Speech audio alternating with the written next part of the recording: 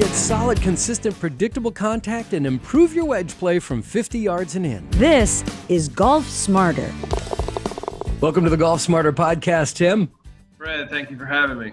It's a joy to have you here because you came highly recommended from somebody who just featured on the show a couple episodes ago, Brendon DeVore.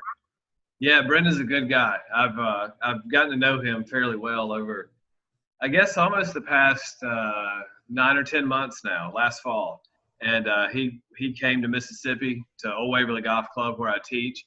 And we did a little work together. And then he had me out in Long Beach just a few weeks ago. So we did some work there, and we're putting together a video series, a short game video series. And we've had a couple schools and clinics and things like that. So we've spent a lot of time together here recently.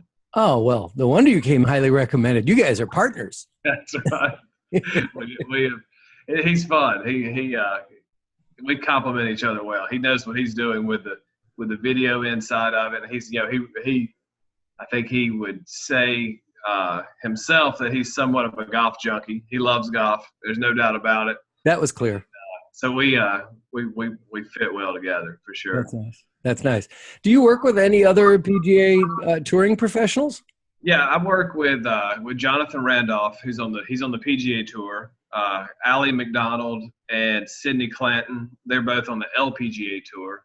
I worked with Kevin Kisner and Scott Brown we worked for about 3 years together. They're a full swing coach, and their main coach is John Tillery, and he and I are good friends, and he asked me to come in and help them out with some putting and short game stuff. And so we worked together pretty much from 2014, 15, and 16. We worked together for about 3 years. Yeah. Well, you said the magic words, putting and short game.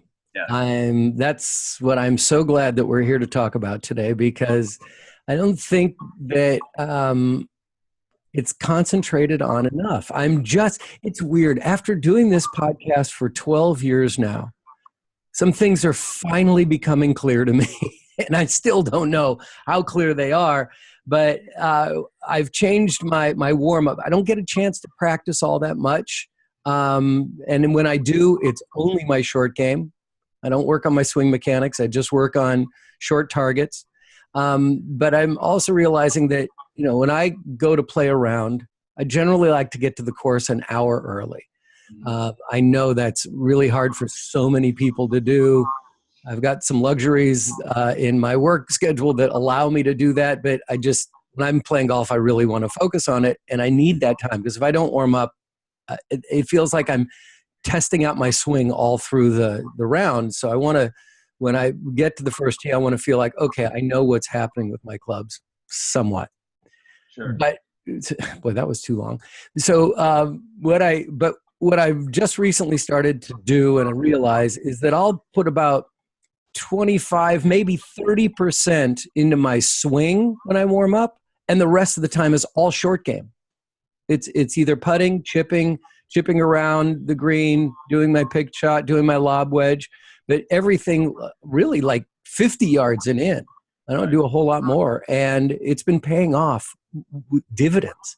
My scores have been dropping lately, and I'm shocked. Yeah, and everybody knows that putting is dependent on the player, obviously, but about 40% of your score. And then when you start counting for chips and pitches and bunker shots, and then maybe even throw in a wedge shot or two, it's well over 60%. Your scoring, yeah. Your total score, yeah, absolutely. And so many people, the driver's important. There's no doubt about it. I mean, the guys that we see week in and week out at the top of the leaderboard, there'll be a few exceptions, but for the most part, they really do hit it a long way. There's no doubt about it. Okay, so the few exceptions, we're both thinking about Jordan Spieth on number 13 with that drive at the Open Championship, right? I mean, that was the most amazing bad shot that I've ever seen. But, that I think they're going to actually put a plaque there. Oh, yeah, they should. Yeah. Forget the plaque. There should be a course. There should be a semester-long, if not a year-long course on those last 5 holes and how to get yourself out of trouble. Yeah, he did an amazing job. He's been doing it for a while, and then goes back to the way he trained and practiced when he was a junior golfer. with Cameron and McCormick, and I mean they've obviously done a great job, learning how to score, whether you're hitting it great or just trying to manage around, getting it in the hole. Yeah. But anyway, I'm sorry, I interrupted, and I'm real good at that. You were talking about the driver is so important, but. Yeah, I mean, it is. I mean, there's no doubt. I mean, it's the one club that most players are going to hit 14 times around. Occasionally a 3-wood or a hybrid, but for the most part, we are going to hit a lot of drivers, and it does set up the way the hole is played. But then after that, inside of 30, 50 yards, if you have a shot 50, 60 yards from the hole, you probably chose to be there. Usually our misses are not going to be that far from the hole. And then our layups and par fours are usually going to be outside of that distance. So if somebody's on a time crunch, the last thing they really need to do is go hit 70, 60, and 50 yarders, but they should really concentrate that time inside of 50, because most of our misses are going to be within about 90 feet of the hole. And that's 30 yards. So, a lot of time does need to be sort of allocated for those 30, 40 yards in, just like you were saying. Yeah. Where do you start with that? Where do with the whole concept of turning 3 shots into 2, and you're teaching this, do you start at the putting green, or do you start back in the fairway? In my case, in the rough. Yeah, I mean, that's a great question. It's player dependent. Mm-hmm. It depends on – some players chip better, some players putt better. Ultimately, scrambling percentage, if you think of it, just scrambling percentage, is usually proximity, honestly. It's the ability to chip it 3 feet or 4 feet from the hole rather than 8 or 9 feet from the hole. Right. We all know that tour players, the very best players in the world, only make 50% of their 8-footers. So, but they make over 90% of their 4-footers. So it's just that little bit of cleaner contact, or landing in a slightly better spot, or hitting it just a touch higher or lower. Those are the pieces that ultimately dictate whether we get it on the green and 2-putt, or get it on the green and then make the putt and save that par, or make a birdie on a par 5. So I would say for the most part, chipping and pitching are more important than putting to have a better scrambling percentage. Now, obviously, that varies from player to player, but for the masses, I would say if you want to, improve your scrambling, learn to chip it and pitch it just a step or two closer to the hole. And I need to do this because there's a debate that goes on our rounds. Can you please define scrambling for me so I can repeat it? I would say anytime that you miss the green in regulation and you have a chance to make par, that would be scrambling. Can you get it on the green and in the hole in 2 shots? Okay. That's how I would define scrambling. Okay. So shooting par, but not being on the green in regulation. Right. Okay. But an up and down is 1 putt. Doesn't matter where your score is. You could be 1 putt for double bogey as long as you're off the green, on the green, and 1 putt. Is that up and down? I think so. I think I know. Like I know some of the different stats apps and programs that you can use. They have them separate, up and down percentage and scrambling percentage. Honestly, and kind of in my world, I don't care if the player lies 2 by the green or 4. I want them to get it on the green and in the hole in 2 shots. Right. Yeah. Right. Okay. Chipping and pitching is more important than putting.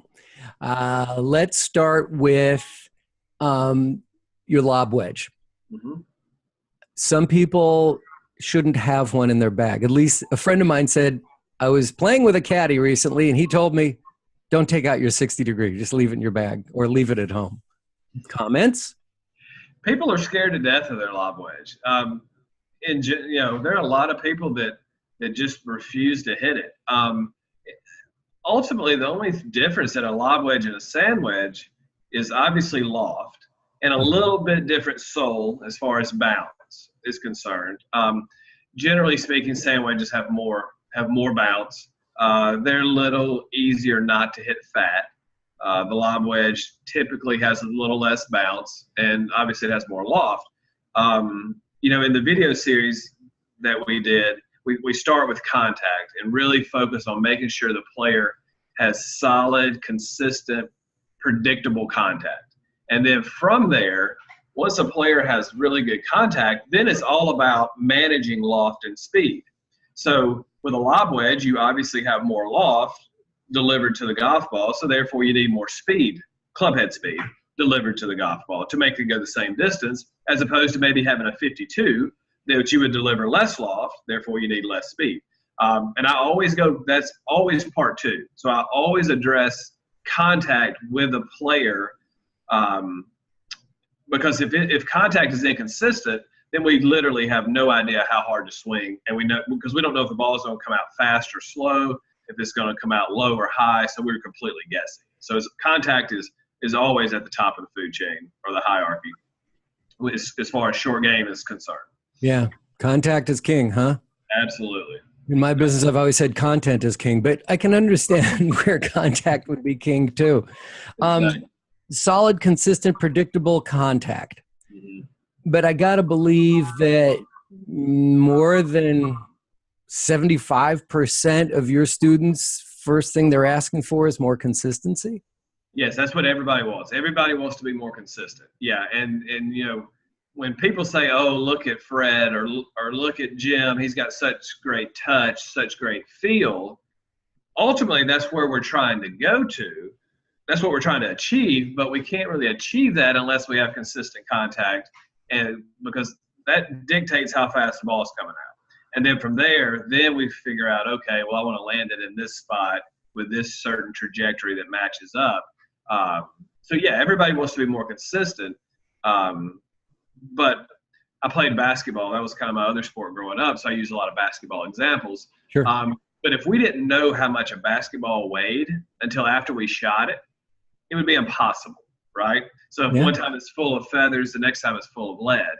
One time we'd shoot it over the backboard, the next time we'd shoot it, 2 feet in front of us, right? So it's kind of that way in the short game. So if you don't know how solid you're about to hit this golf ball, then you have no idea what speed the ball is about to come out, so you have no idea how hard to swing.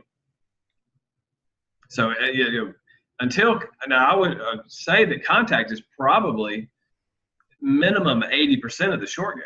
I mean, if contact is good, we all know how to hit it a little higher or a little lower. And then most players that have played golf for just a small amount of time have a pretty good idea of where to land it. So once we kind of tidy up contact and make it consistent, then we have a very good handle on the short game. A friend of mine said the other day, he's like, I just need to be more consistent. I said, well, let me ask you a question. Tell me about your scoring. What's your scoring been lately? And goes, I'm in the upper 80s, low 90s, pretty much all the time. I said, then aren't you consistent? And he goes, well, no, that's not, ball hitting consistent. I said, but you are. If you're scoring the same pretty much, how much do you practice on this? He goes, practice? I don't have time to practice. I said, then what are you complaining about? You're playing pretty well then, I would think. Confidence and contact. You just said contact is 80%. Does that only leave 20% for confidence? I mean, where does confidence go? Because to me, I can make that contact, but if I think I'm in a hard pan, or if there's an uneven lie on the grass, or it's in a divot or something, all of a sudden my confidence starts to disappear. And here's how I always teach and coach players is we build a motion that would work off of just a flat fairway cut lie. Okay, so that's their base motion. And then from that base motion, then once that's consistent, then I'll teach them and coach them to understand how to hit more down on it or less down on it. Okay, so they'll shallow or steepen their strike. If you think about, I always use the example of landing an airplane on a runway. So, you have the runway here, the airplane's coming down at about 3 degrees. All right, that would be our flat fairway cut lie. Now, if an airplane was coming in to land and the runway shifted like this, the airplane could still land. It would just have to shallow its approach to regain that 3 degrees. Vice versa, if it was coming in like this, the runway shifted this way, it'd be fine. You just have to steepen your approach to regain your 3 degrees. So really, that's what we're doing when we have a ball on a downslope when we have a ball in hard pan, upslope, into the green, soft lies, firm lies, balls buried in the rough, or balls sitting up on 3 inches of zoysia. So all the time, that's what makes the short game, one, challenging, and in my opinion, it's what makes it fun, because we have to always we have to adapt. Where a tee shot, you're adapting curve, but you're always on a flat lie. You get to tee it up as high as you want to, so you kind of set the stakes there, right? Where the short game, you very rarely do you ever have the same shot in a tournament, much less in a round. So that's what I think is so fun about it is kind of adapting and then sort of improvising, because it definitely brings out the creative side of the player. Yeah, and you really, until you start feeling comfortable with your tools, and we'll just say your lob wedge or whatever, pitching wedge, until you start, the creativity part is still a way off. Yes. I mean, it's hard to get creative if you really don't have good control in your mind of what's going on with that club. Yeah, if you can see it all day, but if you don't have the skills to hit it, you still can't hit the shot. And that and that's where, like, when you were talking about the confidence from the hard pan or whatever lie it may be, once you're able to hit the base shot, then it's just a matter of understanding how to implement a steeper strike or a shallower strike, depending on what lie you have in front of you. And then obviously you have to try it out in practice to get the feel for it before you try it in competition, or maybe not. It depends on what you want to do. But that being said, and then it's just a progression. You learn vanilla, right? And then from there, then you sprinkle on some chocolate syrup, and then you go with some rainbow sprinkles and some whipped cream or whatever you want on there. But you always start with vanilla, and then you just build on top from there. That was the best analogy I've ever heard. The best metaphor, using ice cream. I want to apologize to our podcast listeners on audio only. Tim was explaining it to me. It made total sense what he was saying about the angles, because he was using his hands and I was watching it. This video, I'm recording this on video and, of course, on audio, and the video is available on our YouTube channel at Golf Smarter TV. So if you want to see what his hands were doing to explain that a little better, then please check that out.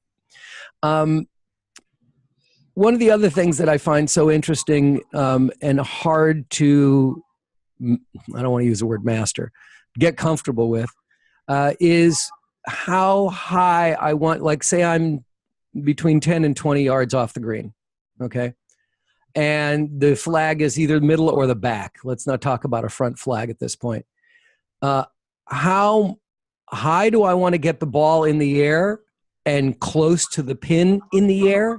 Mm-hmm. Or how low do I want to keep it, and how long do I want to let it roll? How do I figure out what I want to do with that? Because that one, I think, so many people, I think, are lobbing to try to get as close to the hole as they possibly can, and I've seen that and I've done it, when that really isn't going to help, because if it doesn't get all the way to the hole and, and just take a short roll, and it releases, then all of a sudden I'm 20 feet past the hole. Right. There's a couple ways that I tell players to do that, and especially like new players or players that don't get to play a lot, or younger juniors that are relatively new. Sometimes they don't like options, because then they don't really know, should I land it here with a lower trajectory or fly it farther with a higher trajectory? What I tell juniors is, and I mean young juniors, is like, I'm like, all right, take 2 balls. The first one, from right here where this ball is, let's just say we have, just to give it some numbers, let's say we have 5 steps of fringe or rough, and then we have 15 steps of green. So it's a 20-yard shot total. I say, okay, you can land this ball anywhere you want to, just toss it over there and make it stop by the hole. Well, all of them underhanded will roll and land it, maybe 3 steps, 4 steps, 5 at the most onto the green. None ever throw it more than halfway, and then it rolls up somewhere around the hole. And I'm like, okay, so that's more of the type of shot you should play. So that sort of gives them just the visual of like, okay, if I could toss this ball any way I wanted to and land it anywhere I want to, how would I do that? No one would ever try to, since we have 20 yards, no one ever tries to throw it 17 yards, real high and try to stop it. They all land it halfway or even a little short of halfway and let it roll, because we innately understand that's the best way to make the ball stop where we want it to stop and land where we want it to land. The second way I tell players to do that, and some people love this next one, some people hate it, but it's kind of goes with brain type of thing. But anyway, is sort of have a baseline. When you go out to the chipping green, find a nice flat chip where it's not a big upslope or downslope, and fly your sand wedge 10 yards, and then see how far it rolls. And then fly your gap wedge 10 yards, see how far it rolls. Pitch and wedge 10 yards. And then you have a baseline for, okay, under these conditions, obviously they can change with firmness of the green and speed and things like that. But if I fly at 10, how far does it roll? And then you have a baseline for understanding, okay, my 52 is kind of my 10 to 10. If I fly at 10, it'll roll 10. So that sort of gives you a baseline to base everything off of. And maybe you had a bunker in between you and the hole, and you have to fly at 15 and roll 5. Well, then you obviously know it's the lob wedge. Vice versa, if you want to fly at 5 and roll 15, then depending on the player, it's probably somewhere around an 8 iron. So, but that gives them something sort of concrete rather than, because sometimes people don't like options. When they see all that green between them and the hole, they don't like that. They'd rather just say, tell me what to do. You know what I mean? So that's a good way to just establish a nice baseline for 10 yards in the air. How far did it roll? You can't really do it into 30 and 40 yards, because then every club, like a sand wedge is never going to roll farther than it flew at 40 yards unless you scuff. Yeah. Unless you scuff. Okay. Do you subscribe to the concept and the notion of getting the ball onto the green as quickly, onto the flat surface as quickly as possible, and just let it roll for as long as you can, as opposed to most of the time, yes. Occasionally there's easier landing spots to land in that are more conducive to the shot. But for the most part, yeah. I mean, it's like throwing a ball. If you're trying to throw it and land it at a certain place, it's easier to throw it on a line than it is to lob it. Think about a quarterback trying to throw it over the linebackers and short of the safety. That's a hard pass. They'd rather throw it on a line straight across. And so golf's the same way. With wedges, tour players launch their wedges pretty low for as high as they actually hit the golf ball in the full swing. And the reason why, it's more predictable. So it's more predictable where the ball is going to land rather than the one that shoots straight up and then straight down. Tour players hit it very high with their full swing, but they actually flight their wedges quite low. And you can not always, but most of the time you can really kind of give wedge handicaps just purely by launch. The better the player, you could almost say the better the player, the lower they launch it. Really?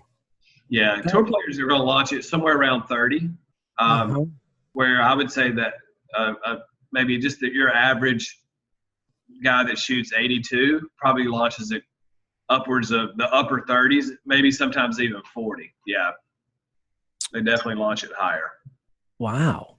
I love the idea of figuring out one shot, but with different clubs. It's like, as opposed to taking, okay, I'm going to take this club and I'm going to hit it 60 yards. I'm going to take this club, I'm going to hit it 80 yards. I'm going to take this club and hit it 90 yards, right? As opposed to, okay, I got a 40-yard shot or a 45, 50-yard shot, or even a 30-yard shot. Now I'm going to try 3 different clubs. I'm going to practice 3 different clubs just at that distance. I think that's just a great idea. I've lately been doing a lot of that with my mid irons, is like how, not only how far and what's my trajectory on a normal shot, but how low can I pitch that, and how far, if I get a good pitch, because there's a lot of trees here and I seem to be under them most of the time. How low can I keep that club down, and how far will it go, so I know how I can get myself out of trouble, and how much, so I don't chip it all the way to the other side of the fairway, because I'm just trying to get out of these trees. Yeah. I'm a big fan of, like I said earlier, I always start with contact with players. And then once contact is really good, then we move into what I call a 3-ball practice. So they'll take the same club, drop 3 balls, and then hit the same club to the same target with 3 different combinations of trajectory, and spot, which is ultimately loft and speed. So they'll hit a low one, and then they'll hit a medium shot, then they'll hit a high shot. And that really creates touch. It creates imagination, feel, visualization, things like that. But ultimately, it helps the player understand how much loft they're delivering to the golf ball, and then how much speed they need to match it up to make all three balls go the same distance with ultimately different speeds and different lofts. So that's pretty much part two of a typical practice plan. If somebody came in for a golf lesson, that would be their second part of their practice plan. So when you are working with a student, and you know that you need to work on their short game, but they do need some help on their mechanics. If they only come in, and I'm sure a lot of people just come in for a lesson because they need, I'm going on vacation this week and I'm playing golf 3 times and I haven't played in 6 months, so I need a lesson. Yeah. What do you focus on? Do you work on their short game at that point? Do you tell them, listen, let's just forget about your other clubs. Let's just go short game? Or it's like, let's tinker with your swing, which is really going to screw them up, right? Yeah. And what we do at Old Waverly, it's all I do is teach short game. So I teach all putting and short game. VJ Trolio teaches all the full swing lessons. So if they're coming to me, they're working on that anyway. Now, if I were teaching full swing as well, I would tell them, spend a little bit of time with the driver because we know that is going to affect how they play. And then from there, let's work on contact in our short game, and let's work on distance control and putting. So I might break an hour lesson into 20, 20, 20, 20 minutes on the driver, 20 with contact around the green, and then 20 making sure that their touch, their distance control is really good with their putting, because that's obviously we know how many strokes we can gain or lose there. Okay. Let's talk about putting for a while and green reading. Are you familiar with Jeff Mangum's work? Somewhat, yes. I'm very familiar with Mark Sweeney and Aimpoint. Yeah, Aimpoint?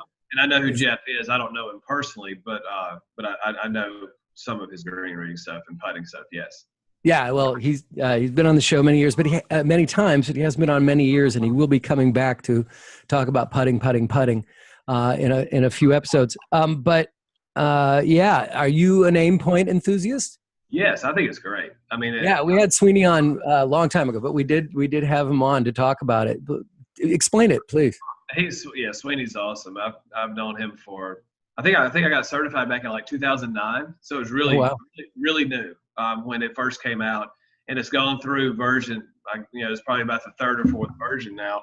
And Aimpoint Express is what everybody's really familiar with because they're seeing guys like Adam Scott and things like that, players on TV using it. It is very easy in the sense that, and it's quick, and that's why it's called Express. It's all about tilt and time. It's about how much side tilt do I have, and how long is it going to take the golf ball to get to the hole. Explain side tilt. Wait, side tilt is in the green. So if the green's tilted left or right, and then how much time is it going to take the ball to get to the hole? So that's versus up or down going forward, and it's left or right tilt. Yes. Okay. Yeah, so like if you had a 10-footer downhill and I had a 10-footer uphill, and we both hit the balls at exactly the same time, the uphill putt would get there way before the downhill putt would, because you got to hit it harder, right? Oh, okay. Yeah, I was like, wait a minute, gravity's in the way. Counterintuitive. Yeah, everybody gets that mixed up because they're like, well, the downhill putt's faster, so to get there faster, but you have to hit it softer. Slower, so it takes more time. Therefore, a downhill putt is always on the same amount of tilt, is going to break more than the uphill putt, because of time. Same tilt, different time, and that's the same thing with green speeds. So, if we tee off in the round and the greens are rolling an 11, and then we have a 2-hour rain delay, we go out and they're rolling a 9. Well, now the same putts break less, because the greens are slower, because now we're going to have to hit them harder. Therefore, it's just like the uphill putt. The ball gets to the hole faster. It breaks less. So tilt and time is what Aimpoint Express is all about, and those are the two big factors that really dictate how much the putt's going to break. Okay. So I need more help with this. Okay. I'm Now kind of with lost. feet. Let me Yeah. go with feet. All right. So when you see players facing their target line, what they're doing is they're putting they face their target line, and they're literally trying to feel how much they're trying to assess the side tilt. Maybe it's 1%, maybe it's 2%. 2% is pretty average. The USGA doesn't put hole locations above 3. So if you're inside of 20 feet, you're probably not going to be greater than a 3. Occasionally it will happen. 3 degrees of tilt. 3%. 3% of tilt. Yeah. And so most of the time, if you watch the guys and girls you see on TV, they're going to be holding up 1s and 2s. You have a lot of 1s and 2s. And that, so if the putt were breaking to the right, let's just say it's a 2% tilt, you would hold your 2 fingers up and you would so when you hold the fingers up like this, if it's breaking right, well, then you put the right side of your fingers at the center of the cup, and then the left side of the fingers is where you would aim. And that tells you how much the putt's going to break. Now, as the green gets faster, well, then you can change your arm bend, and that kind of dictates that's time. So the faster the green is, the more you would bend your arm, and the slower the green, the more you straighten your arm. But it's really super simple, and it's amazingly effective. It really is, and it gives players a very educated area to aim and try to start their ball. And then obviously the execution is still we still have to learn. Even if we know that every read 100% correct, we still have to execute it. But yeah, it's very good, and it's very simple. So I guess it only makes sense that there's always going to be some sort of percentage of angle on a green, because you can't really have a flat green because of water needs to be coming off of it, right? It's about irrigation. Is there anything, is there anything, how come these words aren't coming out? I really have the sentence in my mind and it's not working. Is there such a thing as a flat putt? Yes. Now it might be, there's definitely straight putts. So every hole location will have at least 2 straight putts. Now, you may be putting straight in uphill or straight in downhill. So if you think about if you have a watch on, look at your watch or a clock on the wall, 12 o'clock would be straight in downhill. And then 6 o'clock would be straight in uphill. Okay. So you're going to have 2 putts that are straight. All right. Now, from there's 360 degrees in the clock. 90 degrees is going to be your biggest breaking putt, because you're truly putting straight across that slope. Right? So 3 o'clock and 9 o'clock, those are max break putts. And then every degree from when you go from 3 to 6, as you move down towards it, the putt breaks less and less and less because you have less side tilt. So then once you get to 6, there is no side tilt. Now there is tilt, but it's straight uphill. And then 12 is straight downhill. So technically there's no left-right tilt or side, but there is tilt uphill, downhill. I mean, I guess technically there's probably some spots on greens that are just completely flat, but like you said, they got to figure out some way to get water off of them. Yeah. So if they are flat, there's probably not a lot of grass there, or not for long anyway. Right. Should we be confident that the practice putting green is going to be similar in speed to the rest of the holes on the course? At tour events, this is usually the fastest spot, just because there's so much traffic. The practice green gets really fast. Sometimes I've seen clubs where the practice green's actually a little slower. It just depends. I mean, yeah, you're right. Sometimes the practice green is not very indicative of what you're about to go putt on. And then sometimes it's exactly the same. The beauty with Aim Point Express is once you get on the golf course, if you see that you're missing your putts high consistently through the first 2 or 3 holes, well, then just straighten your arm. Don't bend it so much. That'll decrease the break, and then you can kind of form or adapt to that, and vice versa. If you're missing putts low, you're not playing enough break, therefore you need to bend your arm more, and that will then increase the break. So that's one of the beauties of Aim Point Express, is that it's very flexible. But yeah, Awesome. I agree with what you said. Sometimes the practice green is not what you're about to go play on. Yeah. Yeah. I want to go more into what we should do on the practice green, but I had another question first about using your putter off the green. I know there's, the what is it, Texas wedge, Yeah. right? If you're on the first cut, or you're on the second cut, or you're 10 feet off, how smart is it to use your putter in those instances versus I like using my 8-iron when I'm on the fringe at all, just to give it a little bit, over that, because then to me it's more predictable. Yeah. Right. Yeah. What's your feeling about that? A lot of it depends on where you play. So if you play and it's pretty firm and there's not a lot of grain, I would putt a lot. In the South, in Mississippi, where I am, there's a lot of grain, especially if you're going like into an upslope on the green. So the grass is going to grow back into you. That's really hard to putt into unless they cut it really, really close. Like in South Florida, in the Florida swing on tour, when they play at Honda, when they play at TPC, things like that, there's a lot of grain, but it's cut so tight, players don't want to chip a lot on that because it's very unforgiving. So yeah, that's a great time to putt. When you're playing and you have a lot of rough, obviously you can't really putt through that. So it depends on the conditions around, but the more friction that's going to be on that golf ball by grass or by grain or by slope, you might want to start trying to get it in the air.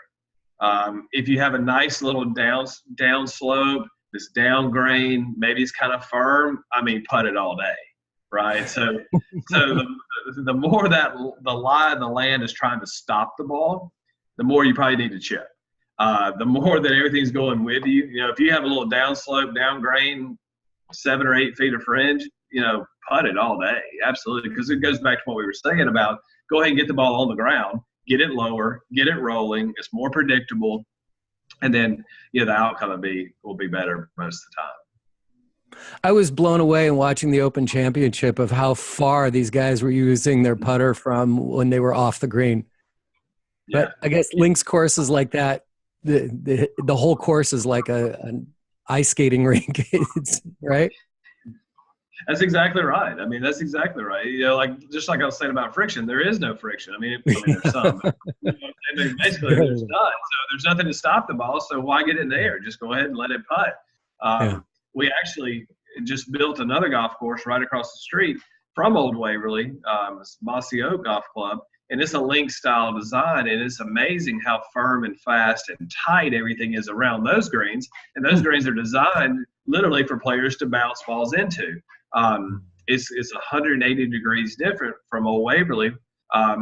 It's a little more traditional golf course in the States, where it's softer in front. It's more, fly the ball to where you want it to stop. But it's really fun because you can play one afternoon at each course and have two completely different golf experiences. I know you have to go because you have a lesson that started 2 minutes ago, but please, can you give me your favorite, and I wanted to have more time for this, and I'm sorry, maybe we'll get you back on to do that. Give me your favorite warm-up drill for putting warm-up drills. Yeah.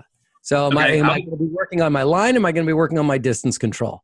What am I getting? What do you advise? Warm up should always be 3-part. So distance, direction, and then part 3 would be just kind of setting your mind in play mode.